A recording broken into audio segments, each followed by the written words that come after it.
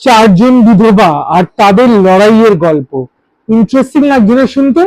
এটা নিয়েই আজকের আমি ব্লগটা করছি।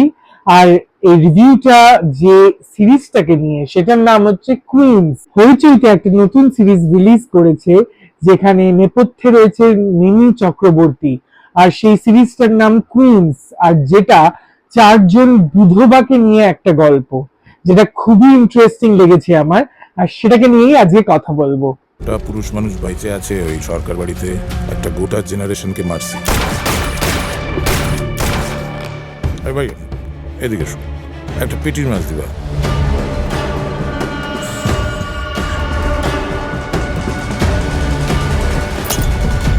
কুইন্স হলো এমন একটা সিরিজ যেটা হচ্ছে নির্ঝর মিত্রের তৈরি করা আর একটা সিরিজ। ওনার আগেকারও অনেক সিরিজ আমার খুব পছন্দ হয়েছে, আর সেই কারণে নির্ঝর মিত্রের নামটা শুনে আর মিমি চক্রবর্তীকে দেখে আমি সিরিজটা দেখা আজকে স্টার্ট করেছিলাম। আর আমার পার্সোনালি ভীষণ পছন্দ হয়েছে সিরিজটা। নির্ঝর মিত্রের লেখা এটা একটা থ্রিলার ড্রামা, যেটা আমার সিরিয়াসলি খুব ভালো লেগেছে। কিছু মানে টুকটাক এমন জিনিস রয়েছে যেটা হয়তো লেগেছে যে এটা না হলেও হয়তো চলতো, বাট আমি একটা গ্যারান্টি তোমাদেরকে দিতে পারি, যখন তোমরা সিরিজটা দেখবে তখন প্রতিটা সিরিজের যে এপিসোড গুলো রয়েছে, এপিসোডের শেষে তোমাদের মনে হবে এরপরে কি হলো, এরপরে কি হলো। তোমরা শেষ করতে পারবে না, তোমাদের এরকম মনে হবে না যে আচ্ছা এই সিরিজের এই এপিসোডটা শেষ হয়ে গেল, তাই এবার পরে আবার দেখবো, এরকম একদম মনে হবে না। একটা এপিসোড শেষ হলো, সঙ্গে সঙ্গে তোমাদের মনে হবে যে আরেকটা এপিসোড দেখি কি হলো সেটাতে। জঙ্গলে আগুন ধরে গেছিল, এবার দেখার কে জ্বলবে আর কে বাঁচবে। একটা আলপিন পড়ার আওয়াজ হইলেও ওই চার বিধবা যেন ভয় পায়। শুধু তলোয়ার দিয়ে লড়াই জেতা যাবে না, ঢালটাও লাগবে। ভয় পাইলে ভালো, নাহলে বাড়িতে ঢুকা কেরোসিন দিয়ে আগুন জ্বালাই দিবে। এই সিরিজটাতে অনেকজন ভালো ভালো অ্যাক্টরদেরকে ইউজ করা হয়েছে। তাদের মধ্যে বলতে গেলে অফকোর্স ফার্স্ট হচ্ছে মিমি চক্রবর্তী, তার সাথে গেস্ট অ্যাপিয়ারেন্সে রয়েছে রাহুল দেব বোস, তার সাথে রয়েছেন যুধাজিৎ সরকার, দুর্বার শর্মা, অর্ণ মুখোপাধ্যায় যে আমার খুবই পার্সোনালি ফেভারিট, তার সঙ্গে রয়েছে কৌশিক চট্টোপাধ্যায়, পায়েল দেব, বৈশাখী মার্জিত, দেবযানী সিংহ, সুব্রত সেনগুপ্ত, সায়ক রয় এবং দেবযানী মিত্র। এরকম অনেক ভালো ভালো অ্যাক্টরদেরকে এই সিরিজটাতে ইউজ করা হয়েছে। আর সব থেকে বেস্ট যে জিনিসটা এই সিরিজটাতে দেখানো হয়েছে যে পেট্রিয়ার্কির এগেনস্টে মেট্রিয়ার্কি, যেটা আমরা এর আগে অনেক ইন্টারন্যাশনাল সিরিজে দেখেছি যে মেট্রিয়ার্কি কিভাবে পেট্রিয়ার্কির উপরে চড়ে বসছে আর পেট্রিয়ার্কিকে হারিয়ে দিচ্ছে, মানে পুরুষতন্ত্রকে কিভাবে মাতৃতন্ত্র হারিয়ে দিচ্ছে। সেই জিনিসটা এই প্রথমবার আমি দেখলাম যে বাংলা একটা সিরিজে খুব ভালোভাবে দেখানো হয়েছে।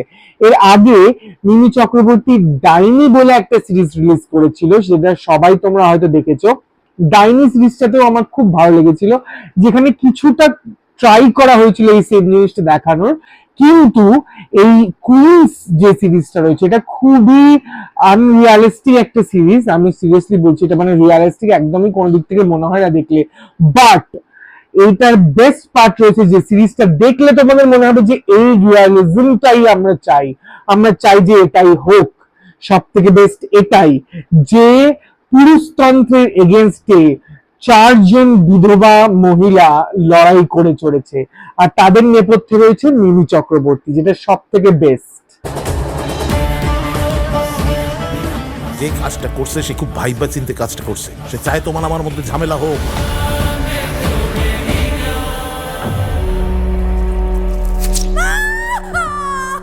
আমরা তোর দুটো ডেলিভারি আটকেছি, এরপর যদি নীলমণি আবার চেষ্টা করে আবার আটকাবো। সিরিজটাতে প্রথম থেকে শেষ অব্দি আমার বেশ ভালো লেগেছে, কিন্তু যে মেন জিনিসটা আমি বলতে চাই সেটা হচ্ছে সিরিজটার মিউজিক। মিউজিক ভীষণ ভালো। স্পেসিফিক্যালি একটা গান রয়েছে যেটা সেকেন্ড এপিসোডে সেই গানটা দেখা যায়। আমি ওই গানটাকে নিয়ে ডিটেল এখানে বলবো না, যেরকম আমি কোনো আমার রিভিউতেই কোনো ডিটেলে কোনো কিছু বলি না। আমি চাই যে তোমরা নিজেরা দেখো, নিজেরা দেখে বোঝো। তো সেকেন্ড এপিসোডে এমন একটা সুন্দর গান রয়েছে যেটা মিউজিশিয়ান যে রয়েছেন সে হচ্ছে শিলাদিত্য সরকার। তিনি এত ভালো মিউজিক দিয়েছেন, এত সুন্দর একটা গান রয়েছে যেটা লিটারালি আমার মনে হয়েছে দেখে আমার চোখে জল চলে এসেছিল। মানে সেকেন্ড একটা এপিসোড, তুমি সবকটা ক্যারেক্টারকে বেশি ভালোভাবে জানো না, বেশি ভালোভাবে চেনো না, বাট তাও যদি কোনো একটা গান এরকম শুনে বা দেখে মনে হয় যে এটা তোমার চোখে জল এনে দিচ্ছে, then that is a very big deal. এটা খুব বড় একটা ব্যাপার। তো এই কারণে মিউজিক আমার এই সিরিজটার খুব ভালো লেগেছে, apart from acting and direction.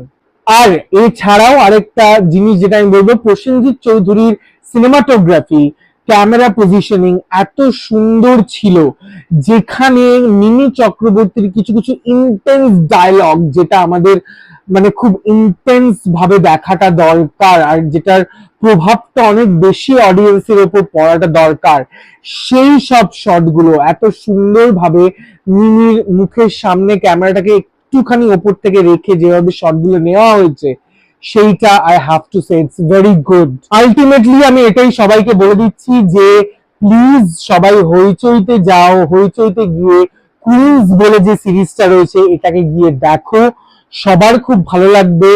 একটা এত ভালো সিরিজ যেখানে একটা অন্য রকমের স্টোরি ডেভেলপমেন্ট হয়েছে, যেখানে স্টোরিটার কোরটা হয়তো সামথিং যেটা আমরা এর আগেও দেখেছি, বাট স্টোরিটা যেভাবে ডেভেলপ করা হয়েছে, স্টোরিটাকে যেভাবে সাজানো হয়েছে, সেটার মধ্যে প্রচন্ড নতুনত্ব রয়েছে, যেটা আমার খুব ভালো লেগেছে।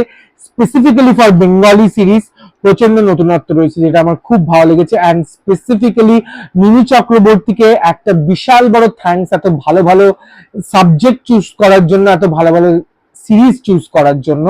তো আমি একটাই রিকোয়েস্ট করবো, তোমরা প্লিজ যাও, গিয়ে আজকেই দেখো কুইন্স।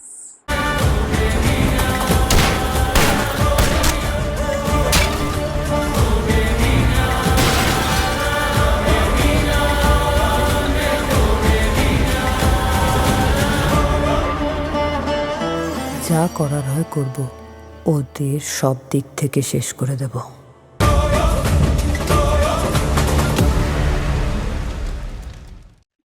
আজকের ব্লগটা ভালো লাগলে প্লিজ লাইক কমেন্ট শেয়ার করে দিও আর সাবস্ক্রাইব করে দিও।